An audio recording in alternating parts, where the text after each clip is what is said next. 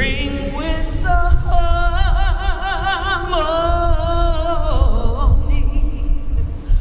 of liberty.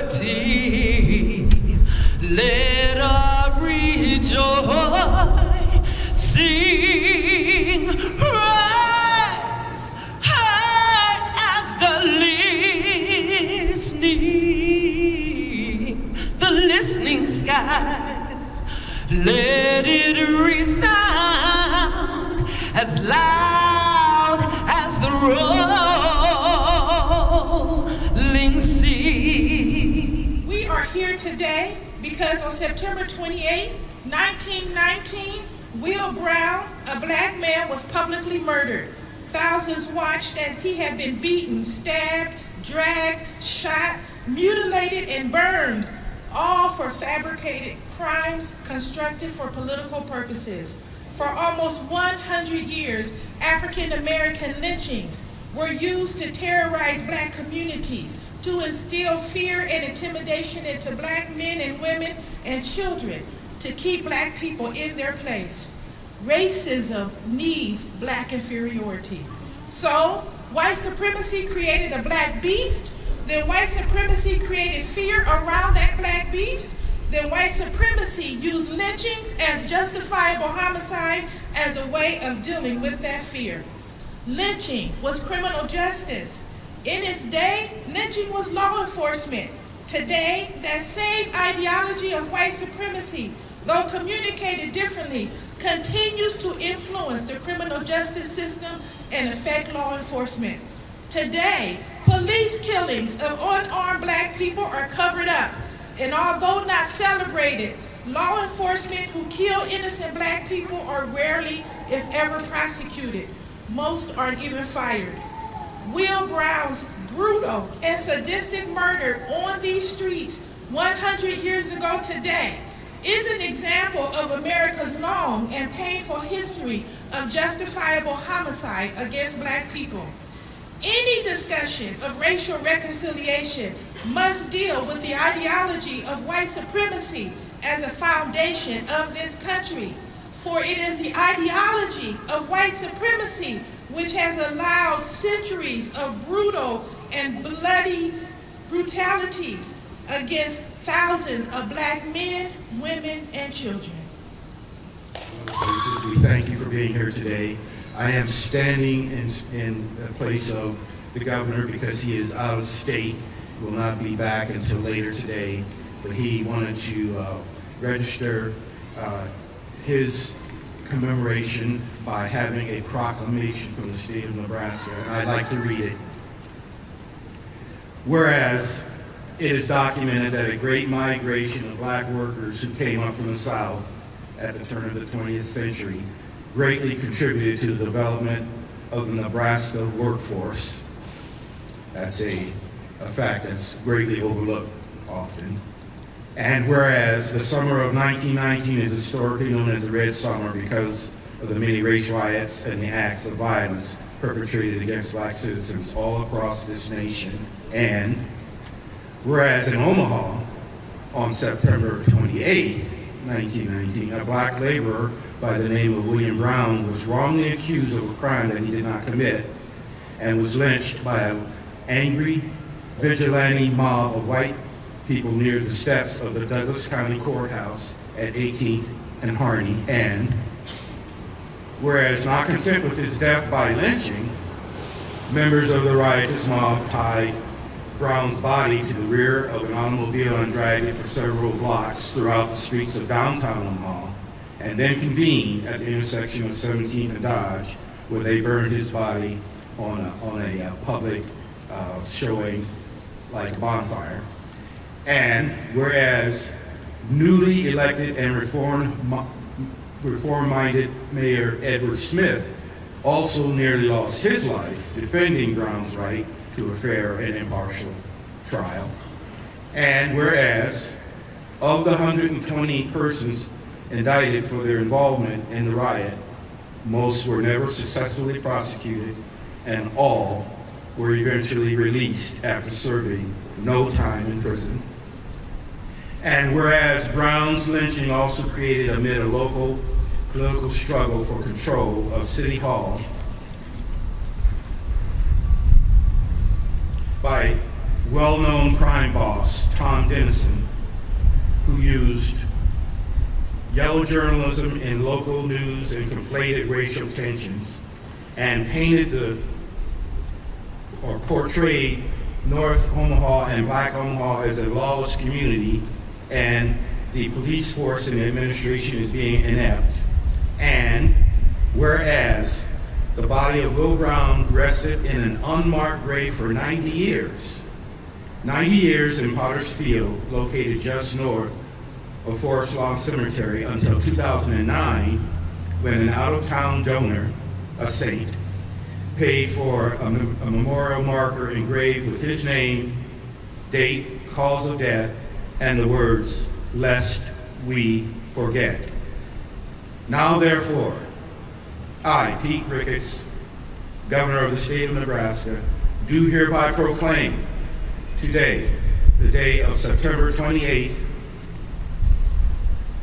2019, as Will Brown Day. During the middle months of 1919, dozens of race riots shocked the United States. And much to our shame, one of the worst was right here in Omaha. The riot and murder of Will Brown was a terrible end result of a collision of humanity's failures: racial hatred, crime, corruption, labor unrest, ethnic hatred and mistrust directed towards certain neighborhoods, government ineptness, and reckless journalism that incited fear and hate. It's really hard to imagine that this happened in our Omaha, but it did. And so why, after 100 years, do we gather to reflect on one of the darkest days in our history? We do it to learn and to be shaped by that history. Good morning. It is necessary and it is prudent for us to reflect on what happened to Will Brown 100 years ago. It is prudent for us to continue to remember these kinds of things. But it is also prudent for us to recognize Pastor Cavett and Father Hendrickson that Satan is still at the gate.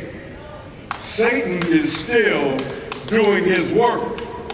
When we have mobs of individuals with tiki torches and sounds of white power in 2019, 100 years later, we have to do something about that. When we have Black and brown men and women, especially women, who in the Congress want to make change because they know change is necessary for all of us to be and receive all of the rights of Americans, and they're told to go back where you came from, we still have work to do. In the Congress and the Senate and in legislatures across this country where we are attempting to turn back the clock on voting rights for people of color in this country, we still have work to do. We have to get it done. We have to recognize that, yes, history reflects a very bad period in our history, but that bad period, if we don't stand up, if we don't have starch in our backs, if we don't say no more of this foolishness, we should also say, in other terms, lest we forget for sure, but we should also say never again. Law enforcement is often the barometer of how far society has progressed. It is important to understand the history of law enforcement and the progress of law enforcement as it relates to society's advances. Unfortunately, that forces us to look at the atrocious law enforcement in Omaha in 1919. The historical perspective of law enforcement and the Omaha police is not great as it relates to 1919. Omaha police erroneously arrested Will Brown, and I will say this, allowed the mob to hang him. Law enforcement and the KKK were oftentimes intermingled, and policing reflected that. Society has progressed, and the barometer can be shown in law enforcement. In 2019, Omaha police based our whole policing model on police-community relations and community policing. And if there's a hint of racial bias, we don't want you anywhere near this police force. If you look across the courtyard here today, look at all the faces, all the different nationalities, different ages. Imagine 100 years ago what this courtyard looked like. Imagine the anger. Imagine the frustration. Imagine the hatred that took place right here 100 years ago today. I have been concerned about the knowledge of civics and culture and history of our youth. And therefore, we created the Black Folks Matter Black Civil Rights Tour to teach our kids their history. We had, as we do every year, after the tour and essay contest, and this year, the contest title was Will Brown. So it's my pleasure to introduce you to the winners of the Black Folks Matter Tour Will Brown Essay Contest. And I'm going to ask them to join me. And as they come forward, as you come forward, I want to let you know who's here. Third place winner was Lauren Burris from Burke High School. Lauren, give her a hand.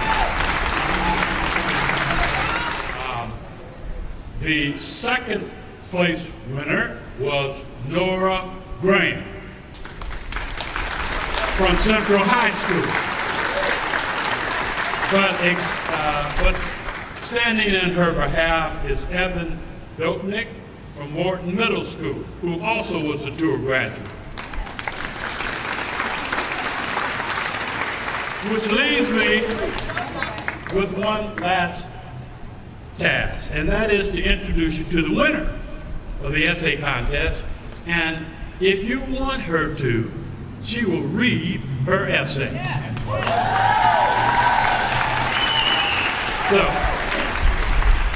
give Kiera McHale a big, rousing Omaha on the bright side hand.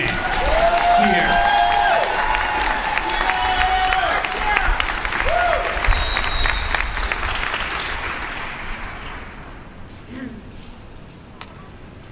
Will Brown was a 41-year-old African-American man living in Omaha, Nebraska in the early 19th century. Brown had migrated from the South in search of a better life and freedom during times of Reconstruction after the Civil War.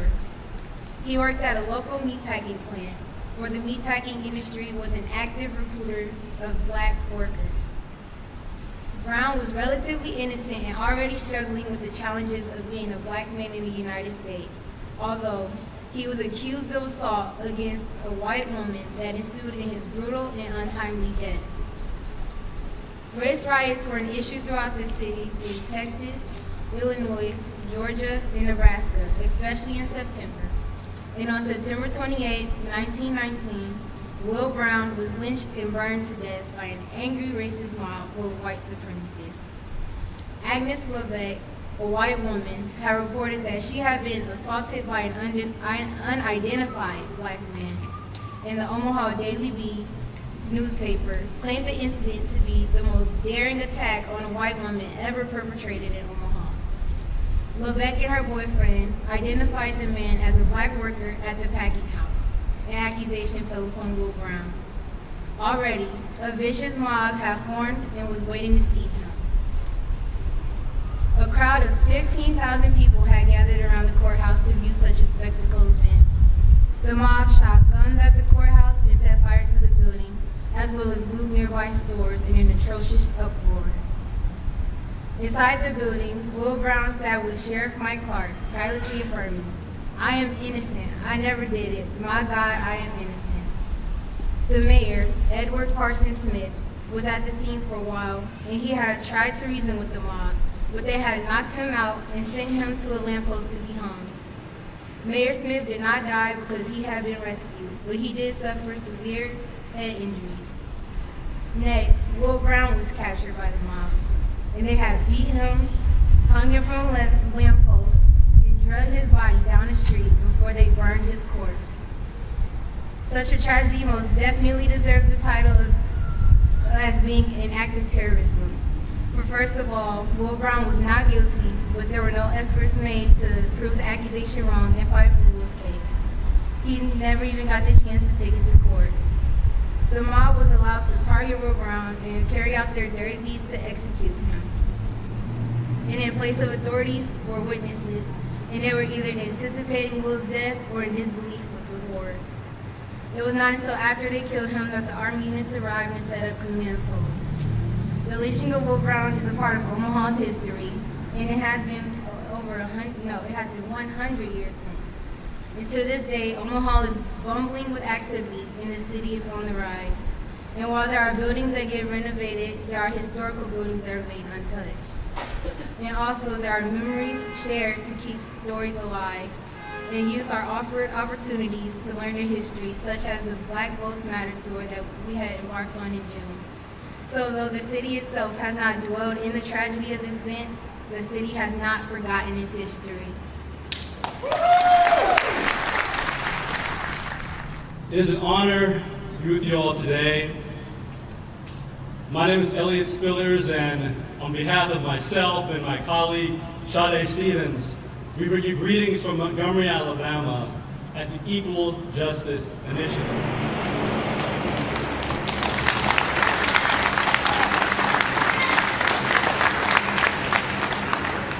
Thank you to the Omaha Community Council for Racial Justice and Reconciliation, the Douglas County community, Mayor Stoffler, and the relatives of Mr. William Brown for allowing us to come today and gather communally to honor and recognize the life of this man. These jars of soil that we collect and gather across counties and communities where we've documented lynchings that have happened, they're housed in our Legacy Museum from enslavement to mass incarceration. If you have not been to our sites yet, I invite all of you to travel to Montgomery, Alabama, where the weather is 80 degrees, not 60, and engage with us at our historic sites. Our Legacy Museum and our National Memorial for Peace and Justice are narrative sites. We believe that slavery did not end in 1865, but rather it has evolved into a legacy of racial and economic injustice in this country that directly informs our contemporary crisis of mass incarceration today.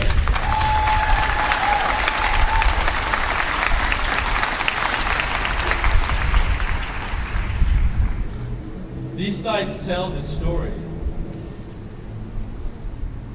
These sites elevate a collective consciousness that we all must come to. They allow us to heal. But there cannot be reconciliation without the necessity of repair. Today, this moment begins that process in Omaha, Nebraska. It is not in here by any means. We believe that justice rises when good people are able to do the uncomfortable thing. In this moment, let's be uncomfortable. was grace that taught my heart to fear, and grace my fears relieved.